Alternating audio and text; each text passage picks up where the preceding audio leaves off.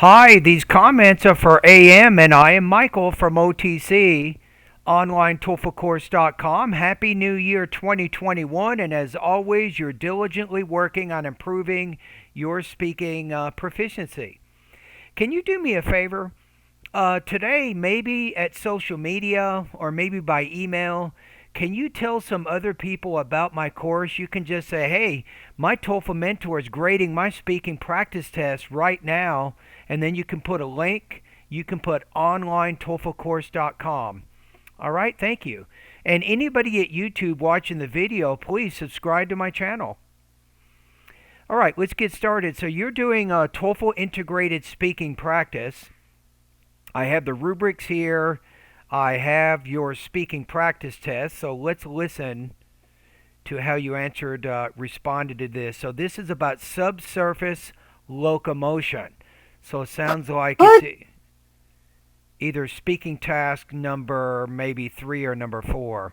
According to the professor, there are two ways. According to the professor, there are two ways in which the Sahara lizard can benefit from subsurface locomotion, which is moving around under the ground. First, he explains how the subsurface locomotion helps these lizards to avoid exposure to dangerously high temperature in the Sahara. He says that these lizards adapt to move easily and quickly under the sand, which enables them to avoid direct exposure to excessive heat.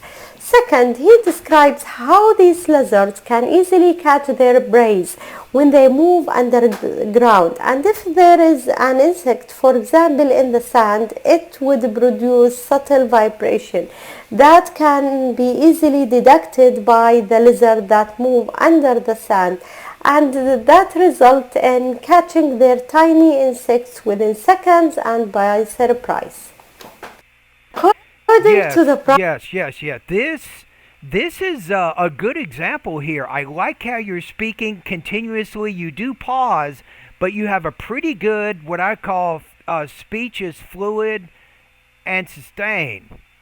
So that is really good news here. So I think you're making some good progress with what we call fluid speech. It means your thought groups are long enough and you're pausing and you're blending the words within those thought groups, and it actually sounds pretty natural, right? So I'm not saying it's perfect, your task. I'm going to listen to it again one more time, but that is definitely a very, very good sign.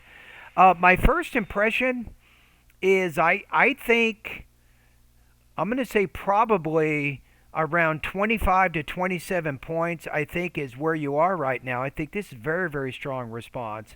Let's listen to it one more time and see if I can uncover any language use problems, any specific problems with any words in there. Let's listen to it one more time. Here we go. According to the professor, there are two ways in which the Sahara lizard can benefit from subsurface locomotion, which is moving around under the ground. First, which is moving around. What's moving around? Which is when animals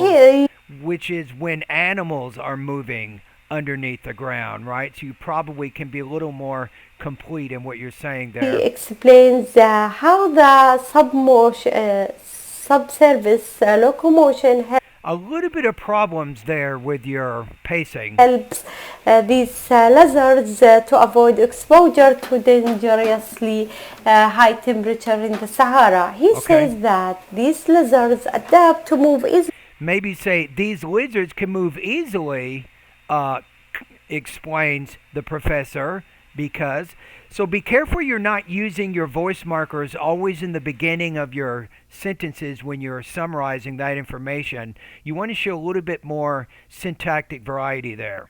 And quickly under the sand, which enables them to avoid direct exposure to excessive heat.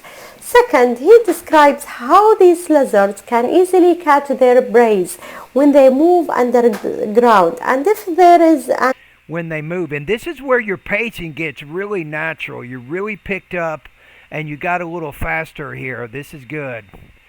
I need to check your language here. When they move underground, and if there is an insect. When they move underneath or under the ground. For example, in the sand, it would produce subtle vibration that can be easily detected by the lizard that move under the sand, and that result in catching their tiny insects within seconds and by surprise. Okay, so I think I'm going to make a slight adjustment. I did uncover maybe some minor delivery issues the second time I listened to it. So I'm going to put you at 24 to 26 points on this speaking task. So overall, I think it's a good, strong response in terms of your control over your language use and your grammar and also your topic development. The one thing with your language use, maybe also this is a topic development comment. Remember the voice markers you're using, you don't always have to acknowledge the source by putting that voice marker in the beginning of the sentence. You can sometimes put it in the middle and and even at the end of the sentence. So if you need more instruction on how to do that,